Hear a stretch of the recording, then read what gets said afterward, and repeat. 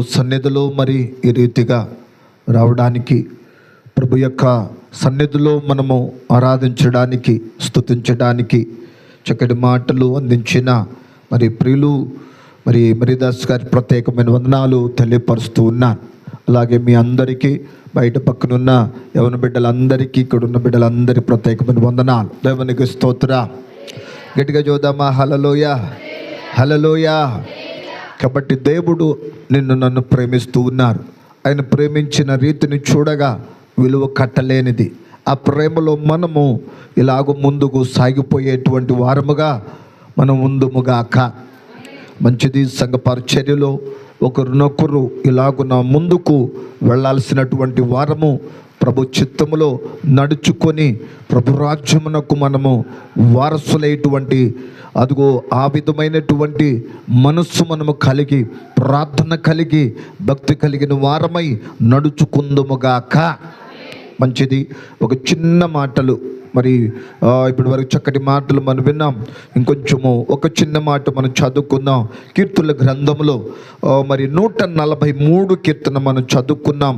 ఆరాధన కీర్తనగా మరి ఈ కీర్తనలో కొన్ని విషయాలు నేర్పించుకోవడానికి దేవుడు మనకిచ్చారు.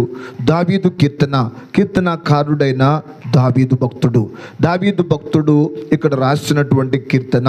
ఇందులో దేవుని విశ్వసనీయతను, ఆయన వాగ్దానములను, ఆయన నీతి న్యాయములకు అనుగుణముగా చేసే ప్రార్థన తప్పక ఫలిస్తుందని ఈ కీర్తనలో రాస్తున్నాడు. అంటే దేవుని యొక్క చిత్తములో ఎప్పుడైతే మనం ప్రార్థన చేస్తామో తప్పక ఫలిస్తుంది. ఆయనలో నమ్మకము, ఆయనలో వాగ్దానాలు ఉన్నాయి. ఆయన నీతి న్యాయములు అనుగుణముగా మనం ఉండాలి. ఎప్పుడైతే ఆయన అనుగుణముగా మనం ఉంటామో ఖచ్చితంగా మన ప్రార్థనలు ఫలిస్తాయి. దేవునికి స్తోత్ర. ఇందులో ప్రాముఖ్యముగా మొదటి వాక్యాన్ని చదువుకుందాం. యెహోవా నా ప్రార్థన ఆలకించుము, నా విన్నపములకు చెవియొగ్గుము, నీ విశ్వాస్యతను బట్టి, నీ నీతిని బట్టి ఉత్తరమిమ్ము. దేవునికి స్తోత్ర.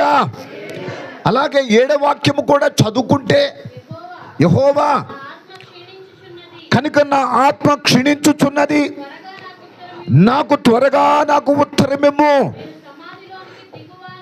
నేను సమాధిలోనికి దిగువారి వలె కాకుండానట్లు.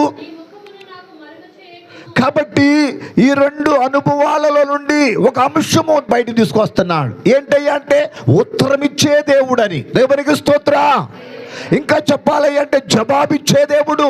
ఆయన ప్రార్థన ఆలకించి ఖచ్చితంగా జవాబిస్తాడు. ఈ దినాన మన అంశం ఏమిటయ్యా అంటే ఉత్తరం ఇచ్చుట. దేవుని దగ్గర నుండి జవాబు వస్తుంది.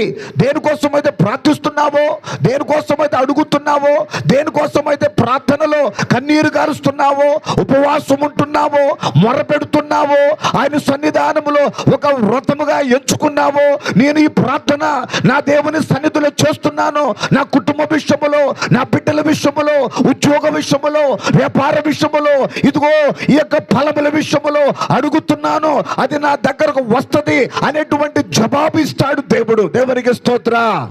నీ ప్రార్థన దాటి వెళ్ళే దేవుడు కాదు, నా ప్రార్థనను దాటి వెళ్ళే దేవుడు కాదు, తన బిడ్డల ప్రార్థనను ఖచ్చితంగా ఆలకించే దేవుడు ఈ ఉదయకాలం మన మధ్యలో ఉన్నాడు. ఆయన పేరే ఇదిగో జవాబిచ్చు దేవుడు, ఆయన ఉత్తరం ఇచ్చే దేవుడు. దేవునికి స్తోత్ర.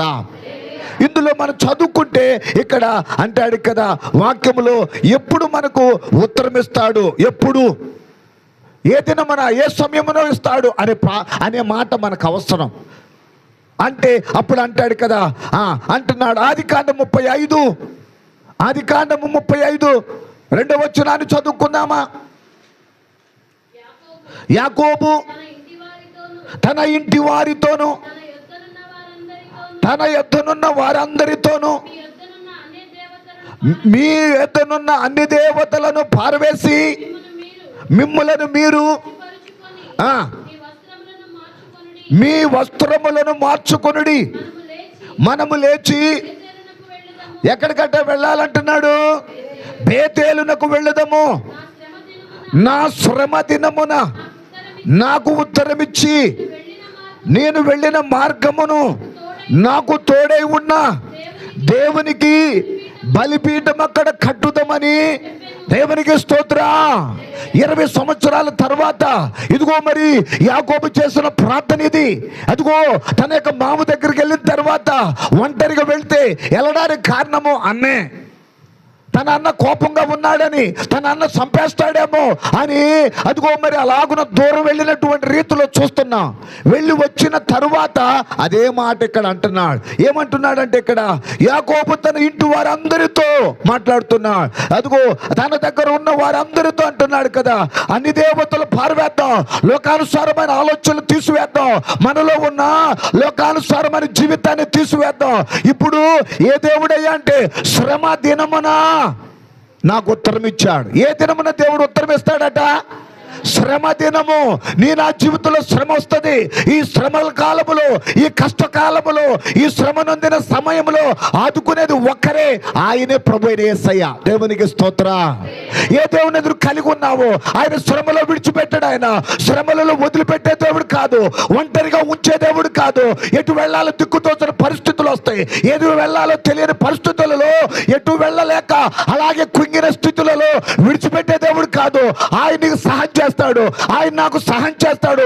ఏ శ్రమ నిన్నేమి చేయదు, ఏ కష్టము నిన్నేమి చేయదు, ఏ కన్నీరు నిన్నేమి చేయదు, ఏ కుటుంబ పరిస్థితులు ఏమి చేయదు. మార్చగలిగిన దేవుడు. దేవునికి స్తోత్ర. మనము తీసివేసి ఎక్కడికి వెళ్దాం అంటున్నాడు అయ్యా అంటే బేతేలు. బేతేలు అంటే దేవుని మందిరానికి వెళ్దాం పండయ్య. ఈరోజు ఆదివారము, ఈరోజు ప్రార్థన, ఈరోజు దేవుని మందిరానికి వెళ్దాం. శ్రమ దినము నన్ను ఆదుకున్నాడు, మార్గములో తోడుగా ఉన్నాడు, ఎక్కడ అపాయం రానివ్వలేదు, 20 సంవత్సరాలు నన్ను కంటికి రెప్పలా కాపాడాడు. ఆ దేవుడి దగ్గరికి వెళ్ళా పదండి అంటే తన ఇంటి వారందరూ వచ్చారట. అక్కడికి వచ్చిన తర్వాత ఒక బలిపీఠం కట్టారట. దేవునికి స్తోత్ర. అదిగో ప్రార్థనకు వస్తే మనం చేయాల్సింది ఏంటో తెలుసా? ప్రార్థన చేసి వెళ్ళు, దేవుడు కార్యం చేస్తాడు. దేవునికి స్తోత్ర. మొరపెట్టు వెళ్ళు, నా జీవితంలో దేవుడు చేస్తాడు. శ్రమ దినమును ఆదుకుంటాడు ఆయన, కష్ట దినమును ఆదుకుంటాడు ఆయన. శ్రమలో నిన్ను నన్ను అదిగో విడిచిపెట్టే దేవుడు కాదు. దేవునికి స్తోత్ర. అందుకోసమే అంటాడు కదా, శ్రమ దినమున దేవుడు ఆయన సహాయము 74:19 అంటాడు ఒక మాట. ఇందులోనే శ్రమ దినమును ఆదుకుంటాడు. ఏ శ్రమ అంటే ఇక్కడ ఆ మాట 74:19. 74:19 వాక్యం. దుష్ట మృగములకు నీ గువ్వ యొక్క ప్రాణమును అప్పగింపకము, శ్రమనందు నీ వారిని. అది దేవుడట నిత్యము మర్చిపోడట ఎప్పుడు. అందుకోసం అంటాడు కదా, చూడుము నా అరచేతులు నీ చెక్కుకున్నానయ్యా, నేను నిన్ను చూస్తున్నానయ్యా, నేను నిన్ను చూస్తున్నానమ్మా అని దేవుడు చెప్పగలడు, మనుషుడు చెప్పలేడు. మర్చిపోయానండి. ఒకసారి కాల్ వస్తుంది, ఏమండి బాగున్నారా అంటే మనం అంటాం, ఎవరు ఫలానా టైంలో ఫలానా నేనంటే మర్చిపోయానండి. ఎస్, దేవుడు మర్చిపోడమ్మా.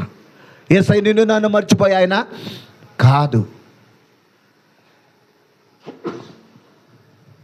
ఆయన మరిచిపోయే దేవుడు కాదు. ఆయన శ్రమ దినమును ఆదుకుంటాడు. ఇక్కడ కీర్తనకారుడు ఎట్లున్నాడు చూసావా? ఆసాపు ఎట్లున్నాడు తెలుసా? ఆ కీర్తనకారుడు ఎవరయ్యా అంటే ఆసాపు గువ్వలాగా ఉన్నాడట. గువ్వ. పావురం పేరు మరొక పేరు గువ్వ. పావురము అదిగో అలాగా గువ్వగా పరిశుద్ధమైన జీవితం కలిగి ఉన్నాడు. దేవుని యందు భయభక్తులు కలిగి ఉన్నాడు ఆసాపు జీవితంలో దేవుడు మర్చిపోలా, దేవుడు ఆశీర్వదించాడు. ఈరోజు నీకు నాకు అట్ట ఆశీర్వాదం ఇచ్చును గాక. రెండవదిగా మనం చదువుకుంటే అంటాడు కదా, అంటాడు శ్రమ అదిగో మరి ఎలాగుందయ్యా అంటే ఇందులోనే 119 వచ్చినాను చదువుకుందాం. 19 నేను నీ కట్టడలను నేర్చుకున్నట్లు శ్రమ నొంది ఉండుట.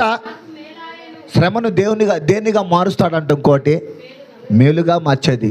శ్రమ వస్తుంది, శ్రమ పడుతున్నావు, కష్టాలు పడుతున్నావు నువ్వు, కుటుంబ విషయంలో, బిడ్డల విషయంలో, నీ వారి విషయంలో, నీ స్వజనుల విషయంలో, నీ కుటుంబంలో శ్రమ ఉంది. కానీ దేనిగా మారుస్తాడట?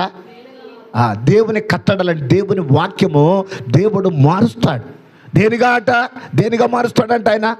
మేలు మేలు మేలు దాచిపెట్టాడు. నీకోసం మేలు ఉంది, మేలు చేస్తాడు ఆయన. మేలు చేసే దేవుడు ఆయన. ప్రజల విషయాలు చూస్తే కీడు చేస్తారేమో, దేవుడు మాత్రము మేలు చేస్తాడు. ఈ దినాన అలాగ మనం చూస్తున్నాం. శ్రమ దినము ఒకటి. రెండవది మూడు విషయాలు చదువుకొని మనం ముందుకెళ్ళిపోదాం. ఈ దినాన 119 కీర్తన 96 వచ్చిన 26 వాక్యాన్ని చదువుకుందాం. 119 కీర్తన 26 వాక్యం రెండవది.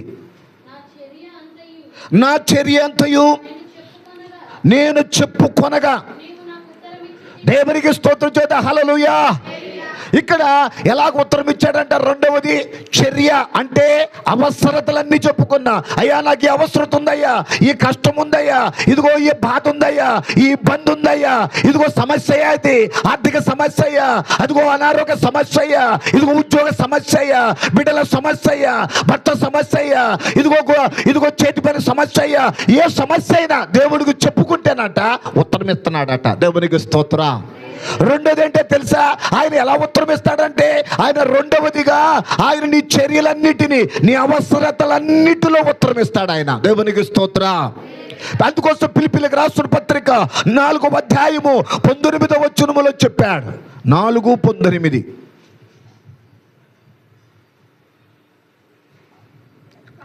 కాగా దేవుడు తన ఐశ్వర్యము చొప్పున క్రీస్తు యేసునందు మహిమలో.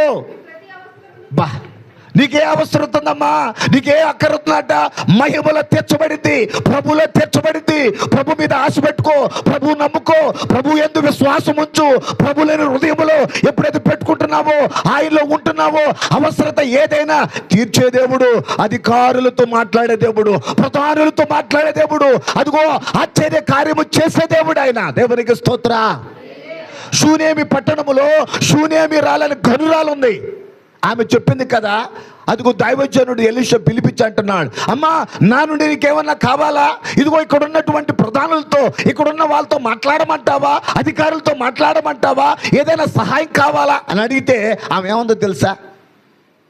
అయ్యా నేను ఈ ఊరిలో ఉన్నదాన్నేనయ్యా, ఈ ఊరే నాది, ఇక్కడున్న ప్రధాని నాకు తెలుసు, ఇక్కడున్న ప్రముఖ వ్యక్తులు, అధికారులు అందరూ నాకు తెలుసయ్యా, ఆ సహాయం నాకు వద్దయ్యా అంది.